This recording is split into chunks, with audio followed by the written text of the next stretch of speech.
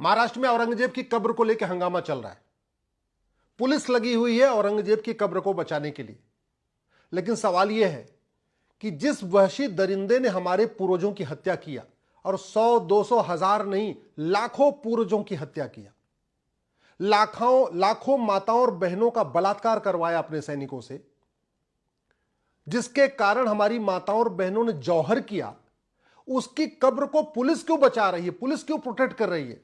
तो उसके पीछे यह है कांग्रेस का बनाया गया एंशिएंट मोन्यूमेंट एक्ट। मैं कई बार कह चुका हूं, कांग्रेस ने 50 से ज्यादा भारत विरोधी कानून बनाए हैं, सनातन विरोधी कानून बनाए हैं, हिंदू विरोधी कानून बनाए हैं। कांग्रेस ने गुलामी का नाम चलता रहे, गुलामी का निशान चलता रहे, गुलामी की कुरीतियां चलती रहे, गुलामी की कुप्रथाएं चलती रहे, उसके लिए कानून बाकायदा संसद में बनाया। यह एंशिएंट मोन्यूमेंट एक्ट जो 1958 में बना था, इसको नेहरू जी ने बनाया इसी काम के लिए था। यह घटिया कानून बाबर, हुमायूं, तुगलक, गजनी, गोरी, खिलजी, औरंगजेब, गाजी, जितने भी थे वहशी दरिंदे, सबके जो निशान है, चाहे उनकी कब्र है या उनका मकबरा है या उनकी दरगाह है या उनकी मजार है, जो कुछ भी है, उनको यह प्रोटेक्ट करता है। भारत का संविधान का आर्टिकल 49 कहता है भारतीय धरोहर संहिता बनाना है और भारत की धरोहरों को प्रोटेक्ट और प्रमोट करना है। लेकिन कांग्रेस ने जो कानून बनाया 1958 में, इसमें भारत की धरोहरों को नहीं, विदेशी आक्रांताओं की निशानियों को प्रोटेक्ट करने के लिए यह कानून बना दिया। और आप खुद सोचिए, हमारे आपके जीएसटी से, हमारे आपके इनकम टैक्स से करोड़ों रुपए हर साल एएसआई के ऊपर खर्च होते हैं। एएसआई के अधिकारियों पे, एएसआई के कर्मचारियों पे, एएसआई के लोगों के वेतन भत्ता पे, एएसआई का ऑफिस मेंटेन करने पे। और ये एएसआई का ऑफिस करता क्या है? बाबर, हुमायूं, तुगलक, गजनी, गोरी, खिलजी, औरंगजेब, गाजी, सलार, ऐसे लोगों की कब्रों को प्रोटेक्ट करता है। ये औरंगजेब की प्रोटेक्ट, अगर ये कानून नहीं होता तो कोई भी जाता औरंगजेब की कब्र के ऊपर कुछ भी तोड़फाड़ कर देता, कोई फर्क ही नहीं पड़ता, पुलिस बचाने नहीं आती। पूरे देश में वहशी दरिंदों की जो निशानियां हैं, उनको पुलिस प्रोटेक्ट कर रही इस घटिया कानून के कारण।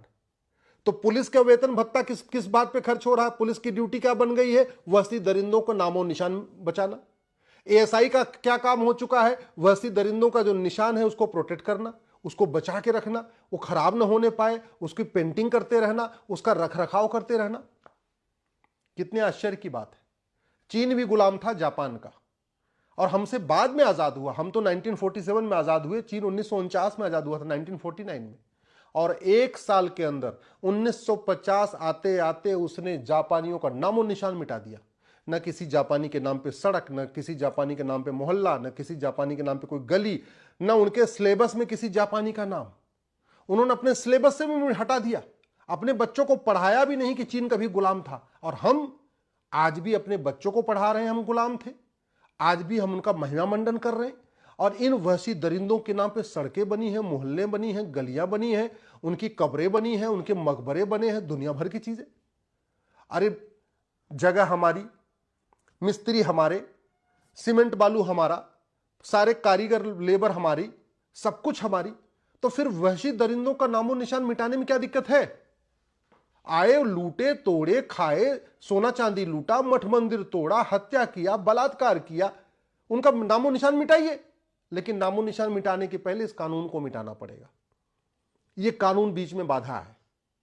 मैं बार बार कह चुका हूं, पहले भी कह चुका हूं, यह place of worship act Congress ने बनाया था। जो हमारे मठ मंदिर तोड़े गए थे उनको लीगलाइज करने के लिए, हम उसको वापस न ले पाए। और यह एंशिएंट मोन्यूमेंट एक्ट बनाया था, गुलामी का नामो निशान कंटिन्यू रहे। इसी घटिया कानून के कारण जिस मुर्शीद खान ने मुर्शिदाबाद बना दिया, उसकी कब्र को हम तोड़ नहीं सकते। इसी घटिया कानून के कारण जिस मिर्जा ने विंध्याचल को मिर्जापुर बनाया, हम उसकी कब्र को, उसकी मजार को, उसकी दरगाह को, उसके नामो निशान नहीं मिटा पा रहे। इस घटिया कानून के कारण जिस जौना खान ने जमदग्नीपुरम बनाया और वहां के अटाला मंदिर को तोड़ के अटाला मस्जिद बनाया, ना हम अटाला मस्जिद वापस ले पा रहे, वहां पे मंदिर बना पा रहे, ना हमने आज तक जमदग्नीपुरम को जौनपुर किया, जौनपुर को जमदग्नीपुरम किया। तो ऐसे वहशी दरिंदे, मुजफ्फर खां हुआ जिसने विदेह को मुजफ्फरपुर बना दिया, या होशियार खां जिसने विराट को होशियारपुर बना दिया, या गाजी खां जिसने गजप्रस को गाजियाबाद बना दिया, या फरीद खां जिसने तिलप्रस को फरीदाबाद बना दिया, या फरूख खां जिसने पंचाल को फरुखाबाद बना दिया, या मुराद खां जिसने रामगंगानगर को मुरादाबाद बना दिया, या बेगू खां, या शरीफुद्दीन, या दरभंग खां, या जमाल खां, या अहमद शाह जिसने कर्णावती को अहमदाबाद बना दिया। ऐसे की नामो निशान क्यों चाहिए? मैं सरकार से निवेदन कर रहा हूं, कांग्रेस के द्वारा बनाए गए एंशिएंट मोन्यूमेंट एक्ट 1958 और प्लेस ऑफ वर्शिप एक्ट 1991, इन दोनों कानूनों को खत्म करिए। एक भारतीय नामकरण संहिता बनाइए और भारत में जो 1000 स्थानों का नाम वहशी दरिंदों के नाम पे चल रहा है उनको खत्म कर दीजिए।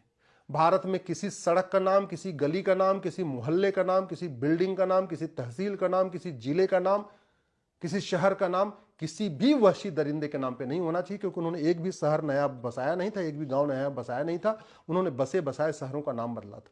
और ऐसे ही ये प्लेस ऑफ वर्शिप एक्ट खत्म करिए और वहशी दरिंदों ने जितने हमारे मठ मंदिर तोड़े थे उनको रिस्टोर हम कर सके, उसके लिए भारतीय एक धर्मस्थल संहिता बनाइए, एक भारतीय धरोहर संहिता बनाइए, एक भारतीय नामकरण संहिता बनाइए और गुलामी का नामो निशान मिटाइए। ये जब तक कानून नहीं खत्म होंगे तब तक ये हंगामा चलता रहेगा।